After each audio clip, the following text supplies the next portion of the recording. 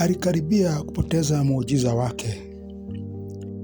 Alikuwa shujaa mkubwa, lakini alikuwa na ugonjwa uliomharirisha, na karibu apoteze muujiza wake kwa sababu ya kiburi.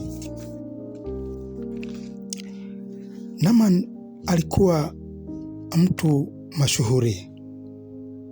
Alikuwa jemadari wa jeshi la Shamu. Kupitia yeye, Mungu alimpa Shamu ushindi. Lakini maandiko yasema, lakini alikuwa mwenye ukoma. Unaweza kuwa na mafanikio nje, lakini ndani una maumivu.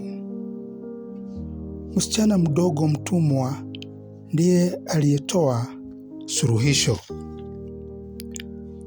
Mungu wakati mwingine hutumia watu wadogo kutoa majibu makubwa. Usimdharau mtu yoyote. Naaman alipofika kwa nabii Elisha, hakupata mapokezi ya kifahari. Hakuwa na maombi ya drama. Hakuwa na kuuzwa kichwa. Aliambiwa tu, nenda ukaoge Yordani mara 7. Tatizo halikuwa mto. Tatizo lilikuwa kiburi. Aliposhuka mara ya kwanza, hakuna mabadiliko. Mara ya pili, bado hakuna. Mara ya 6, bado. Lakini mara ya 7, muujiza ulitokea.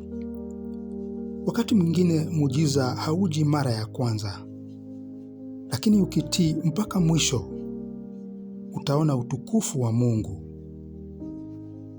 Kama Naamani, labda Mungu anakuambia ufanye kitu rahisi. Swali ni, je, utatii? Utakasirika? Kama ujumbe huu umekubariki, jiunge na chaneli hii. Tujifunze neno la Mungu kwa kina.